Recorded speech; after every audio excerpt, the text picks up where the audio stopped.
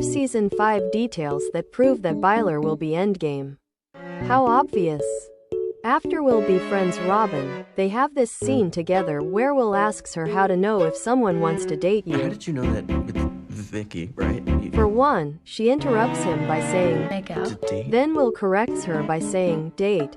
This is definitely very interesting since all Mike and Eleven would do in Season 3 was make out. This shows how deep Will's love is for Mike in a way that's stronger than Eleven's. Eleven wants to make out with Mike, Will just wants to date him. Robin starts talking about how she knew Vicky liked her. Well, we volunteered together, they were like signals. Signals? She mentions specifically a brush of the knee, a bump of the elbow, and most importantly a shared look. Mike Wheeler has done all of those things with Will. Yeah, like a brush of the knee, a bump of the elbow, a shared look.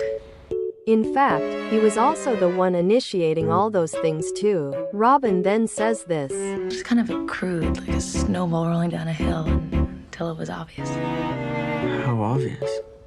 Well, let's say the snowball became an avalanche. Will looks at her with a realization face. It's as if he's remembering all the times Mike has given him those types of signals. The field scene. In episode 4, Mike and Will have a talk together in the field. Mike compares Will to Vecna. Except I'm not Vecna. You sorta are. This is interesting because in Season 4, Eleven had gotten super upset at Mike because she thought that he thought of her as a monster. Now Mike is legitimately comparing Will to the monster. But look at the difference in reaction. You think I'm a monster too. What? Yesterday. The way you looked at me. You were scared of me. No, that's not true. I'm not Vecna. You sorta are. You're trying to say that I'm evil and hell-bent on destroying the world? Totally. No, I'm just saying that, you're like a wizard, like him. Will doesn't take offense. Just like how Mike says this. You know what I think of you. Will knows what Mike thinks of him, Eleven doesn't. Mike then calls Will a sorcerer. In real life, you're more like a sorcerer, because your powers don't come from a book of spells, they're innate. Mainly to explain what he actually meant after comparing him to Vecna. Notice how this is completely different from Eleven's reaction to Mike calling her a superhero in a very similar context. And you're a superhero.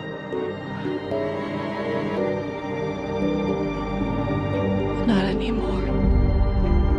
This whole conversation from Mike and Will is just so much easier than all the conversations Mike tries to have with Eleven. Will always knows what Mike is trying to say. He just understands him so much better. If anything, this whole scene really just proves that Will is the better one for Mike, as Mike can talk to Will so much better than he is able to talk to Eleven. They have a much better understanding of each other. Also the fact that everything Mike said here ended up being true. He knew Will had the potential in him all along. And in the end when he realized, I guess you could say he looked at him like he was the most incredible person in the world. Anyways, Robin sees Mike and Will talking and immediately clocks them.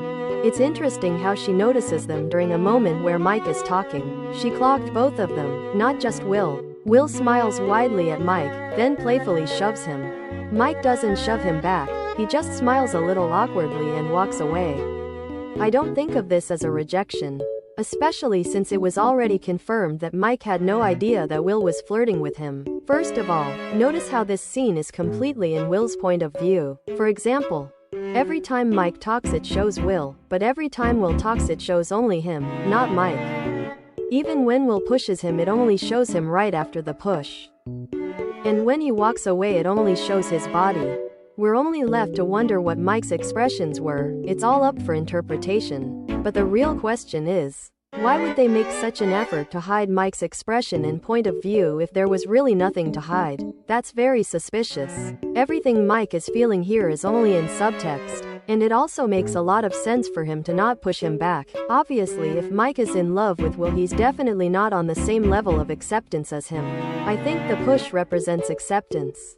He potentially realized what that shove could mean for them in their friendship and got scared, because Will is ready to date Mike, but Mike isn't nearly ready to date him as he hasn't even felt acceptance about his own identity. Also, obviously they can't just show us Mike reciprocating Will's feelings here, or else it would make it way too obvious. That's why they decided to show it in the scene right before this. Robin never actually mentioned anything about shoving, but what she did mention was elbow brushes and shared looks. If you look in the background of this scene, Mike and Will very clearly brush elbows then share looks. This is right as Joyce is saying this. Sometimes people need someone to believe in them. And they can do amazing things. As someone who's very into cinematography and symbolism, this definitely means something, and it was 100% intentional. Especially since that line becomes true for them. Mike tells Will how much he believes in him, and then he does an amazing thing. This is a great example of how they don't want to outright show as Mike's reciprocation of Will's feelings, so instead they show it in the subtext. I highly doubt his long-term goal is friendship.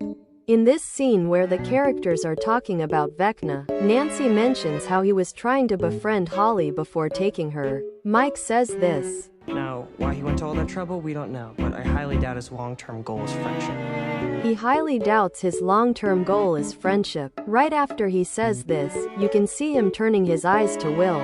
This line definitely has a double meaning. We as the audience highly doubt Mike's long-term goal with Will is friendship, especially considering that we're supposed to know that friendship is definitely not Will's long-term goal. It makes it even more obvious, though Mike is saying this line, so it makes it more about his feelings than Will's. Glancing at Will right after saying he highly doubts his long-term goal is friendship is 100% a foreshadow to Mike's feelings. I highly doubt his long-term goal is friendship.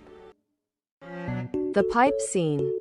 When the characters are trying to get the kids out of the barracks, Mike feels water drip onto his head. It's a leaking pipe. He looks at it and says, Shit. This is the same thing that Robin said after Will caught her kissing Vicky. Shit. There's also the same song playing in both scenes, so this is an intentional parallel. He then gets Will to help stop the leak. There was literally no reason to have Will be the one here cause he wasn't even the closest to him at the moment, and also, there's two pipes but they ended up working on the same one anyway. They're also holding hands here, which is something to add. There's a lot of evidence that the leak represents Mike and Will's feelings for each other, especially since water has represented their feelings multiple times. And they're both holding hands hiding somewhere while trying to stop something that won't stop. A girl walks into the room and they look at her like this. This scene really gives off the vibe of two people getting caught doing something romantic. And I think it's supposed to, especially since the same song is playing from Robin and Vicky's kiss scene. The soldiers try to open the door, and Mike and Will are trying their best to make sure they don't get in. I feel like this door could also represent being in the closet. They're so afraid of what would happen if the door opens, so they try their hardest to keep it closed. Once it opens, they are hurt, laying in the destruction they caused from hiding and trying to keep everything contained. This really feels like a symbolism of their feelings. The soda-coffee parallel. In episode 1, Will goes to get a drink in the hospital. He says he's going to grab a Coke or something caffeinated. After getting soda, he walks through the hall and then looks into a room and sees Robin and Vicky kissing. He has very wide eyes as if he just realized something. He realized he wasn't the only queer person in Hawkins. He realized he might be able to have that with Mike. An episode later, Mike is getting coffee, something caffeinated, at the hospital, and he walks down the halls and he looks through a window and sees a book. He makes a realization. As it's panning down to the book though, it shows us a few other things. One is an incomplete rainbow puzzle. This is very interesting because in both scenes, Mike and Will are drinking something caffeinated and realize something. But that's not the craziest part. The rainbow puzzle is actually a puzzle of two Care Bears together. The two Care Bears are blue and green. Stranger Things now has official Care Bears for the characters, and Mike's is blue and Will's is green. It's an unfinished puzzle of both their Care Bears with a rainbow. Okay guys, I hope you enjoyed this video. It was much longer than I expected cause apparently I can't ever shut the fuck up. But I hope it made you think more about Byler and stop having doubt. Bye everyone.